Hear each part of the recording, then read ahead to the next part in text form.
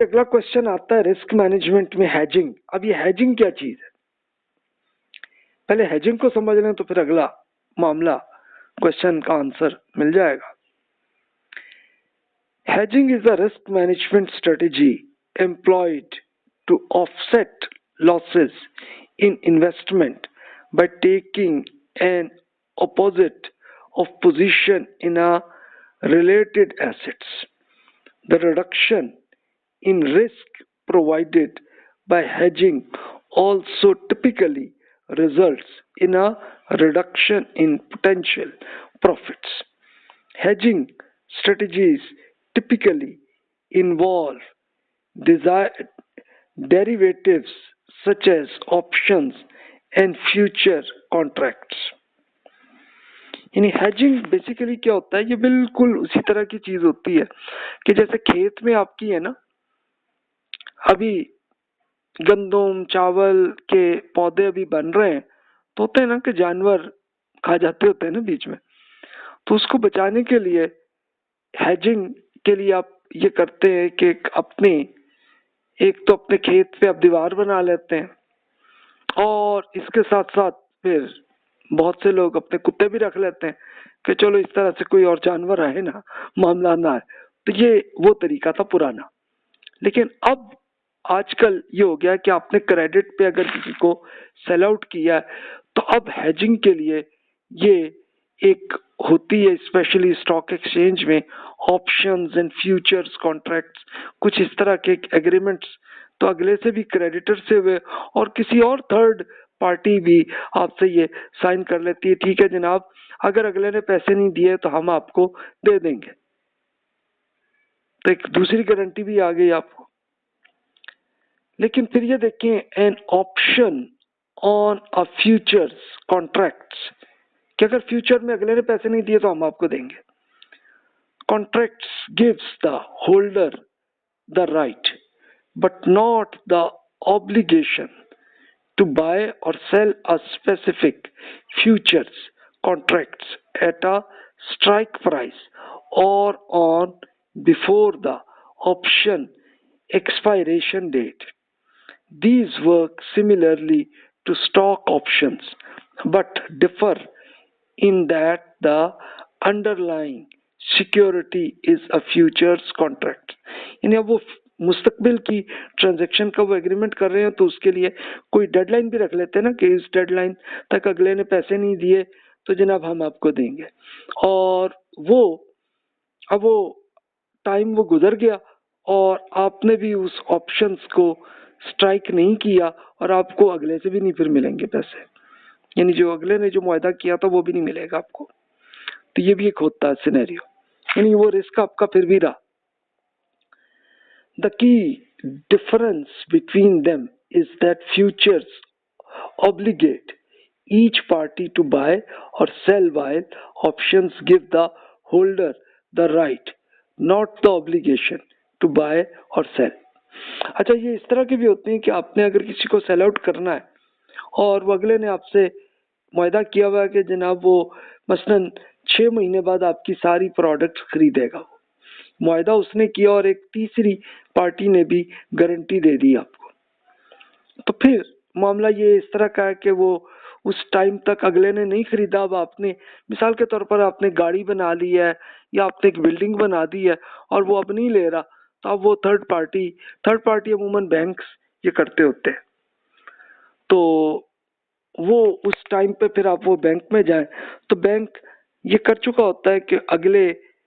का पैसा उसको वो संभाल के रख रहे होते हैं, तो वो फिर बैंक आपको देते हैं पैसे, ठीक है जी आप दें अगले को वही घर या गाड़ी दें और ये पैसे ले लें आप हमसे। तो इस तरह की भी सिनेरियो चलते हैं। तो फुकाहा उसमें कहते हैं हेजिंग में कोई कबाहत नहीं है, लेकिन बस यही शर्त है कोई सूद जुआ फ्रॉड या कोई और अनएथिकल हरकत नहीं हो। अनएथिकल हरकत नहीं है तो फिर ठीक है, और अगर कोई सूद जुआ या कोई फ्रॉड या कोई और चीज है तो फिर गलत है। तो बस ये अब आपने खुद देखना है, स्टॉक एक्सचेंज में भी ऐसा चल रहा होता है तो इसको भी आप खुद चेक कर लें कि इसमें इंटरेस्ट जुआ या फ्रॉड या कुछ और चीज तो नहीं है तो फिर मुआहदा दुरुस्त है, अदरवाइज गलत है। اچھا، ہیجنگ کے لیے کچھ فقہاء نے تنقید بھی کی ہے، یعنی اس میں کیسی ان ایتھیکل حرکتیں کیا کیا ہوتی ہیں جو انہوں نے دیکھی کہ دونوں پارٹیوں میں مجلس میں قبضہ ضروری ہے،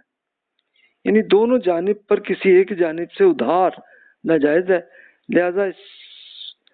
اسپاٹ ٹریڈ یا فیوچر ٹریڈ ایسی تمام ٹرانزیکشنز ناجائز ہیں جس میں کرنسی کی خرید و فروخت ادھار ہوتی ہے یا نقد ہوتی ہے، مگر عقد کے دونوں فریق یا کوئی ایک فریق اپنے حق پر قبضہ نہیں کرتا، نہ پائے جانے کی وجہ سے ایسی ٹرانزیکشنز فاسد ہوں گی اور نفع حلال نہیں ہوگا۔ یعنی ہوتا ہے نا کہ ایک اسپاٹ ٹریڈ ہو رہی ہے اسٹاک ایکسچینج میں یا فیوچر ٹریڈ میں کچھ معاہدہ ہو رہا ہے اور معاہدے کے لیے دوسرا بندہ نہیں ہے، تو پھر وہ خام خواہ کا کیسے ہو جائے گا بھی؟ یعنی ساری پارٹی آمنے سامنے ہونی چاہیے، تبھی یہ ہونی چاہیے، ورنہ اس میں ہوتا یہی ہے کہ بھی وہ بعد میں پھر آپس میں لڑائی جھگڑے چل سکتے ہیں، تو اس لیے اس سے بچیں۔ پھر وہ یہ بھی تنقید کرتے ہیں کہ مسلم طے شدہ اصول یہی ہیں کہ غیر اخلاقی ٹرانزیکشن سے اللیگل ہو جاتی ہے، یعنی فوریکس کی کاروبار میں جیسے ان ایتھیکل کنڈیشنز بھی ہوتی ہیں کہ جیسے سواپ کی ٹرانزیکشنز میں یہ ہوتا ہے کہ ایک مقرر مدت کے بعد ٹرانزیکشنز ختم ہو جائیں گی، حالانکہ ہو جانے کے بعد لازم ہو جاتی ہے اور دونوں پارٹیز کا اختیار بھی ختم ہو جاتا ہے، تو اس نوعیت کی بھی کچھ ٹرانزیکشنز کچھ فقہاء نے دیکھی ہیں۔ تو جناب اس طرح کی اگر ہیں تو یہ غلط چیز ہے، اس سے بچیں آپ بھی، کیا آپ کا نقصان نہ ہونا، مقصد یہی ہے۔ آپشنز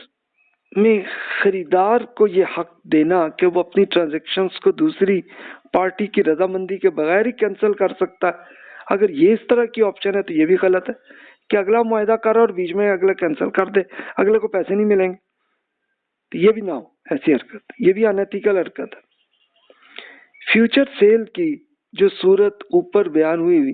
ٹرانزیکشن ناجائز ہیں کیونکہ ٹرانزیکشنز کا فوری ہونا ضروری ہے، مستقبل کی تاریخ پر خرید و فروخت ناجائز ہے۔ یعنی اب یہ کچھ فقہاء نے اس میں کہا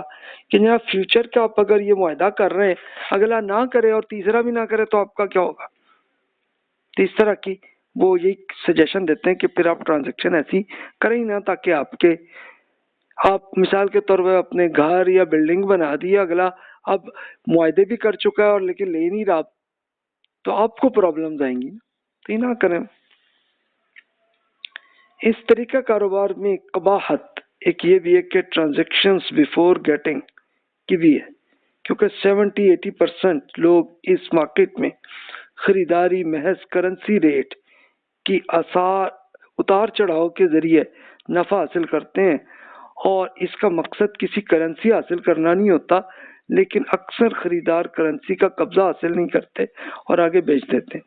یعنی وہ مثال کے طور پر ڈالر لے لیا نہیں، ابھی بس معاہدہ کیا ہوا ہے، ہاں جی فلاں اس دن ہم تم سے، یعنی اب سے کوئی 3 مہینے بعد ہم آپ سے ڈالر لے لیں گے۔ اچھا وہ دیکھا ڈالر کی ویلیو گری ہے، وہ لیتے ہی نہیں ہے، اور اگر ڈالر کی یا ویلیو بڑھ گئی ہے تب بھی نہیں لیتے، اس طرح کا ہاں گر گئی ہے تو پھر لے لیتے ہیں کہ چلو جی اب آگے جا کے بڑھ جائے گی ہم بیچ دیں گے، تو اس طرح کے ایک جوئے کی شکل ہوتی ہے۔ تو اس لیے فقہاء پھر یہی سجیشن دیتے ہیں بھی اس طرح کی ہیجنگ کے یہ طریقے غلط ہے۔ تو اب آپ فیصلہ آپ نے خود کرنا کہ اس ٹائپ کی ٹرانزیکشن اگر آپ کی آ رہی ہے تو پھر بچیں، ورنہ نہ کریں۔ اب پروویڈنٹ فنڈ پہ ہم بات ہیں،